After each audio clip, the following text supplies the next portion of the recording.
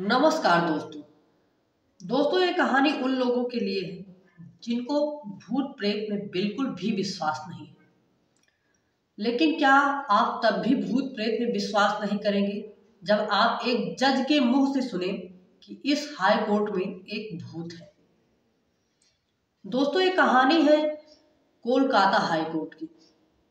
ये high court 26 जून 1862 में बनकर पूरी तरह से तैयार हुआ था। और ये कहानी क्यों बनी और क्यों इतना ज़्यादा प्रचलित हुई कि मीडिया में आई ये कहानी और दूर दूर तक फैली। कोई आम इंसान ये बात कहे कि हमने भूत देखा, 10 तरह की कहानियां बनाए, तो कुछ लोग विश्वास करते हैं और जो पढ़े लिखे होते हैं उनको तो बिल्कुल विश्वास नहीं होता।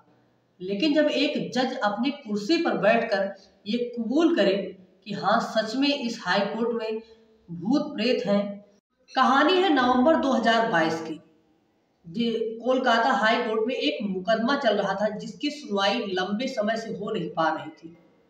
लगातार बयानबाजी हो रही थी, लेकिन परिणाम पूरी तरह से कुछ निकल नहीं पा रहा था। दरअसल मुकदमा इसलिए हो रहा था कि जो टेट के परीक्षार्थी थे, उन्होंने परीक्षा दी थी, जिनमें 269 छात्र ऐसे थे। उन्होंने कोर्ट में जाकर अर्जी दी कि हमने परीक्षा को पास किया और अच्छे नंबर से सब कुछ हुआ, लेकिन हमें नौकरी नहीं मिल रही है। और इसी बात को लेकर सुनवाई चल रही होती है।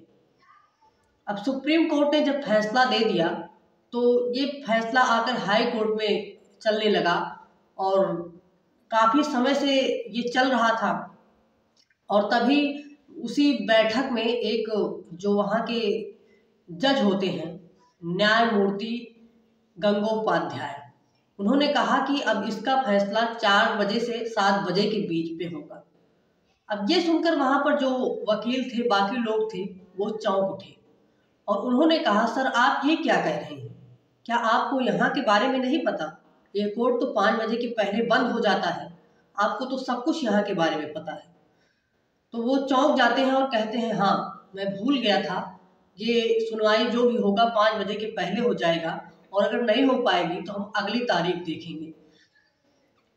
उन्होंने ये भी कहा कि इस कोर्ट में रूम नंबर 11 के आसपास जो घुमावदार सीढ़ियां हैं, वहां पर कई आत्माएं देखी गई हैं। चश्मदीदों की लंबी लिस्ट है और वो कोई आम लोग नहीं थे जिन्होंने इस चीज को देखा है। और उन्होंने कहा कि यहाँ पर पायल की छन छन की आवाज आती है। यही सब कारण है कि हम आज इस सुनवाई को पूरी तरह से नहीं कर पाएंगे। अगर हो पाएगा तो सही है, नहीं तो हम अगली तारीख देखेंगे। अब ये जब बात उस जज के मुंह से निकली तो ये बात हवा की तरह उड़ने लगी और मीडिया में आई और ये बात वहां तक पहुंच गई जो कि कुछ भूत प्रेत वगैरह की जो बड़ी बड़ी संस्थाएं हैं, उनके कानों तक ये बात जब पहुंची तो एक संस्था थी जिसके बारे में आपने सुना होगा, गौरव पांडे, ये वहां तक बात पहुंची। जब ये वहां तक बात पहुंची तो उन्होंने एक रजिस्ट्रार जनरल होते हैं जिनके यहाँ अर्जी दी कि हम रात के 8 बजे से लेकर पूरी रात हम यहाँ पर गुजारेंगे और जो भी सच्चाई होगी उसे निकालेंगे और लोगों को दिखाएंगे। लेकिन ये अर्जी पर जो जज थे वो मतलब कि अपनी स्वीकृति नहीं देते हैं और स्वीकृति तो आज तक नहीं मिली। लेकिन इस चीज पर दावा करने वाले कोई आम लोग नहीं थे। एक जज ने भी बकायदा उस कोर्ट में बैठकर इस चीज को माना कि हाँ, यहाँ पर भूत प्रेत हैं। तो ये बात पूरी तरह से सच मानी गई। अब कहानियां क्या हैं हम ये बताएंगे। इसके पीछे की बहुत सारी कहानियां हैं, लेकिन उन कहानियों में से 2-3 कहानियां बहुत ज्यादा प्रमुख हैं जिन पर लोगों को पूरा भरोसा है और जिन्होंने देखा है उनके भी मुंह से, वो कोई आम इंसान नहीं थे, इसलिए लोग इस बात को पूरी तरह से सही मानते हैं।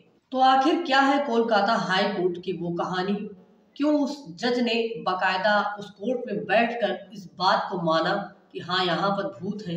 रूम नंबर 11 के बगल जो घुमावदार सीढ़ियाँ हैं वहाँ पर कुछ आत्माएं दिखती हैं, पायल की आवाज़ें सुनाई देती हैं। और कौन थे वो चश्मदीद जो कि उसी कोर्ट में मतलब कि काम करने वाले लोग थे? क्या है उनका नाम? उन्होंने क्या मतलब महसूस किया, क्या देखा, वो सारी चीजें हम आज आपको बताएंगे। तो जो ये पहली कहानी है, ये उसी हाई कोर्ट में काम करने वाले पुलिस के साथ बीती हुई कहानी है। दोस्तों, एक दिन का वक्त होता है जब उस हाई कोर्ट में मतलब काम करते करते सब लोगों ने अपना काम खत्म करके, ज्यादातर लोग जा चुके थे, लेकिन जो ये पुलिस वाला होता है, इसे जज की सिक्योरिटी का काम मिला हुआ था। तो जज साहब अभी गए नहीं थे, इसलिए इसे वहां पर रुकना पड़ा। वो अपने चैम्बर में बैठकर काम कर रहे थे और काम जरूरी था, इसलिए वो जानबूझकर अपना काम कर रहे थे। जा नहीं सकते थे, वो इतना तो जानते थे कि समय से यहाँ से निकलना है, लेकिन काम बहुत ज़्यादा जरूरी होता है, इसलिए वो अपना काम कर रहे थे। और हाई कोर्ट में अभी कुछ लोग बचे हुए थे जिनको बहुत ज़्यादा जरूरी था। तो वो पुलिस वाला उनसे पूछता है कि हमें वॉशरूम जाना है, हम थोड़े जाकर अभी आते हैं, और चला जाता है। और वॉशरूम उस हाई कोर्ट का जो रूम नंबर 11 था, और उसके बगल जो घुमावदार सीढ़ी थी, जस्ट उसके बगल था। अब वो जाता है और क्या कहते हैं, वो जब वापस आने लगता है तो उस समय वो सीढ़ियों पर मौजूद होता है, और उसे तभी वो अचानक से उस सीढ़ियों से लुढ़कना शुरू हो जाता है, और लुढ़कते लुढ़कते वो नीचे गिर जाता है। और वो गिरते ही उसको जो दिखाई देता है वो देखकर उसकी चीखें निकल जाती है। वो चिल्लाता हुआ बदहवास वहां से भाग जाता है, और उसकी आवाज सुनकर कोर्ट में जो बाकी लोग काम कर रहे थे वो भी वहां पर मौजूद हो जाते हैं और पूछने लगते हैं कि आखिर हुआ क्या। उसने बताया कि जब मैं वापस लौट रहा था उस समय मैं सीढ़ियों पर मौजूद था, और उसी समय मुझे किसी ने बहुत ही जोर का धक्का दिया, और जब धक्का दिया तो मैं वहां से लुढ़कता हुआ नीचे गिर गया। और तुरंत उठकर मैं जब उधर देखता हूँ तो मुझे एक औरत दिखती है। उस औरत के पैर में पाजेब थी और साड़ी थी, और मैं जैसे ही उसे नीचे से ऊपर की तरफ देखता हूँ तो उसका सर ही गायब था। अब ये कहानी जब वो जज साहब को बताता है तो जज साहब भी सोच में पड़ जाते हैं कि ऐसे कोई झूठ तो नहीं बोल सकता है। और उसके चेहरे का जो उस समय का डर था वो साफ दिखाई दे रहा था कि वो कितना ज्यादा डरा हुआ है। और सब उसी समय अपना अपना काम बंद करके वहां से निकल जाते हैं, सब डर चुके थे। और जो ये दूसरी कहानी थी, ये कहानी एक कवि की थी जिसका नाम था तपिस। और कहानी उस समय की है जब अंग्रेजों का जमाना था। तपिस एक कवि था, और उस समय भारत को स्वतंत्रता चाहिए था, इसलिए वो एक देश प्रेमी भी था। तो उसने कुछ अपने देश से वो प्रेम करता था, इस विषय में उसने आज़ादी के बारे में कुछ लिख दिया था, जिसके कारण उसके ऊपर मुकदमा दर्ज करा दिया गया। और जो मुकदमा चला वो इसी कोलकाता हाई कोर्ट में चला। मुकदमा लंबे समय तक चला, और लास्ट में उसे फैसला ये हुआ कि उसे मौत की सजा सुनाई गई। अब सजा उसे एक जेल में होती है, उसे जेल ले जाया गया। वहां पर अंग्रेजी जेलर थे। जब वहां पर उसे ले जाया जाता है तो उसे खाना पानी नहीं दिया जाता, और वो तड़प तड़प कर उसकी मौत हो जाती है। तो कुछ लोगों का कहना यह है, जो वहां पर काम करते थे, उनका कहना यह है कि हम अक्सर एक आत्मा को उस घुमावदार सीढ़ी के पास देखते हैं जहां पर एक मटका रखा हुआ है, और वहां पर दिखती है और गायब हो जाती है। तो कहानी ये बनी कि ये आत्मा उस कवि तपिस की है जिसको भूख प्यास से तड़पा कर मार दिया गया था। तो उसकी आत्मा आज भी भटक रही है, वो पानी पीने के लिए इस घड़े के पास आती है। वहीं पर कुछ लोग ये कहते हैं कि अगर उसे जो मौत की सजा है उस जेल में दी गई तो आखिर उसकी आत्मा यहाँ पर क्यों आती है। तो वहीं कुछ लोग ये कहते हैं कि मौत की सजा उसे इस कोर्ट में सुनाई गई, और उसका मुकदमा भी यहाँ पर यहीं पर चला, तो इसलिए उसकी आत्मा इस हाई कोर्ट के चक्कर काटती रहती है। इस कोर्ट में कुछ लोगों का कहना ये था कि रूम नंबर 11 के बगल से एक औरत गुजरती है जिसके पैरों में पायल होती है। वो रात के समय इधर से जाती है और उसी के पायल की आवाज सुनाई देती है। ये पायल की आवाज स्टाफ के लोग, वहाँ के जो मुलाजिम थे, यहाँ तक कि पुलिस और जज ने भी अपने कानों से ये सब चीजें सुनी हुई थी कि किसी भी तरह की अफवाह नहीं थी। अफवाह तब बिल्कुल नहीं थी जब कानून को चलाने वाले जज ने भी अपने कानों से ये सब चीजें सुनी और बाकायदा ये सब कबूल भी किया। ऐसे ही एक दिन का समय होता है कि काम करते करते एक बजहारी और मनमोहन नाम के दो व्यक्ति होते हैं। काम ज्यादा होता है, वो काम कर रहे थे और काम करते करते पता ही नहीं चला कि कब रात हो गई। स्टाफ के ज्यादातर लोग जा चुके थे, जज भी जा चुके थे, पुलिस वगैरह भी जा चुके थे, लेकिन कुछ लोग वहां पर थे, बहुत ही कम लोग बचे हुए थे। काम करते करते काफी समय बीत जाते हैं। तभी जो बजहारी होता है वो मनमोहन से कहता है कि मुझे प्यास लगी हुई है और वॉशरूम में तुरंत वापस आता हूँ। हालांकि मनमोहन ने उसे एक बार आगाह किया कि वहां मत जाना, अभी तो जज साहब नहीं है, उनके वॉशरूम अभी आप तुम यूज कर लो और अभी कोई है भी नहीं। तो वो कहता है मेरे लिए ये सब चीजें मायने नहीं रखती, वो चला जाता है। और जब वो जाता है तो उसे काफी देर हो जाता है। अब मनमोहन अपना काम खत्म कर चुका था, वो उसका काफी देर से इंतजार कर रहा है कि वो आए। अब उसे बहुत समय बीत गए, वो आ ही नहीं रहा है। अब उसके दिमाग में वही सब चीजें चलने लगी, क्योंकि कोर्ट के ज्यादातर लोग जा चुके थे, कोर्ट पूरी तरह से खाली हो चुका था। उसके दिमाग में ये चल रहा है कि कहीं उसके साथ कोई घटना तो नहीं घटित हो गई, क्योंकि रात में उस कोर्ट में केवल वो दो लोग ही बचे थे। अब मजबूरी में उसे वहां जाना पड़ा।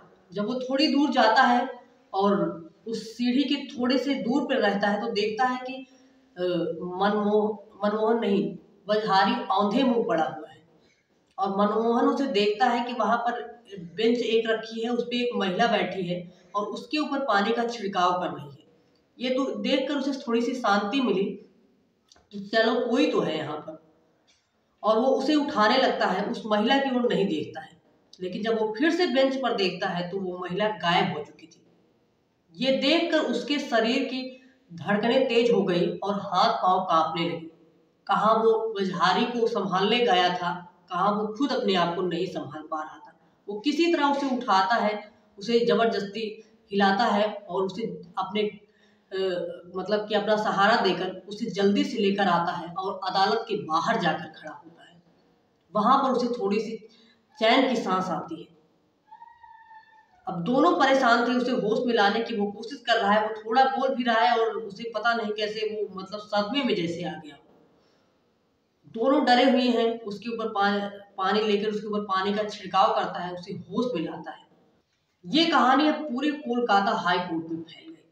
अब इस कहानी की भी जांच पड़ताल होने लगी कि इसके पीछे की वजह क्या थी। जब पुराने केसों को, पुरानी चीजों को फिर से उलट पलट कर देखा गया, जो पुराने केस चले हुए थे, तो एक मामला सामने आया जिसमें एक बेश्या थी जिसका नाम निस्तार था। अब ये कहानी पूरे कोलकाता में फैल गई, कोलकाता क्या पूरे भारत में फैल गई। अब इसके भी पीछे की वजह जानने की कोशिश करने लगे लोग कि आखिर इसके पीछे की क्या कहानी है और ये आत्मा किसकी है। उस कोर्ट में हुई पुरानी चीजों की, पुराने जो केस चले, सब चीजों को उलट पलट कर देखा जाने लगा, जांच पड़ताल करने की कोशिश की जाने लगी। तो पता चला कि एक बेश्या थी जिसका नाम था निस्तार। वो अपने पुराने धंधे को छोड़कर एक शरीफ इंसान के साथ शादी करना चाहती थी और वो अपने नाम के आगे से बेश्या शब्द हटवाना चाहती थी, ताकि वो उसके आगे आने वाले भविष्य में उसके बच्चों को, उसके फैमिली को किसी भी तरह की परेशानी ना झेलनी पड़े। इसके लिए वो कोर्ट में एक अर्जी दाखिल करती है और जज भी इस सोच में है कि आखिर करें तो करें क्या। आज ये अपने नाम के आगे से बेश्या हटवाना चाहती है, कल और सारी भी लड़कियां आएंगी और ऐसा हो भी नहीं सकता। इधर जज अभी सोच विचार में ही पड़े हैं कि उधर जहां वो काम करती थी वहां के लोग भी दबाव डालने लगे कि ऐसा नहीं हो सकता, ऐसा आप बिल्कुल नहीं करेंगे। और जब जज के ऊपर दबाव पड़ता है तो जज भी मना कर देती है कि हम ये नहीं कर सकते। और निस्तार की उसके लगभग 2 से 3 दिन के बाद मौत हो जाती है, उसकी लाश पाई जाती है। लाश काफ़ी ज़्यादा सड़ चुकी थी और जो उसकी लाश थी उससे सर गायब था और उसके पैर में पाजेब थी, वो पाजेब पहनती थी। तो कहानी ये बनी कि निस्तार की ही आत्मा है जो इस कोर्ट में चक्कर काटती रहती है। उसकी जो मांग थी वो पूरी नहीं हुई और वो एक शरीफ इंसान से शादी नहीं कर पाई और उसी की आत्मा है यहाँ पर भटकती रहती है। और वो एक पाजेब पहनती थी, वो चलती है तो वो पाजेब आज भी सुनाई देती है।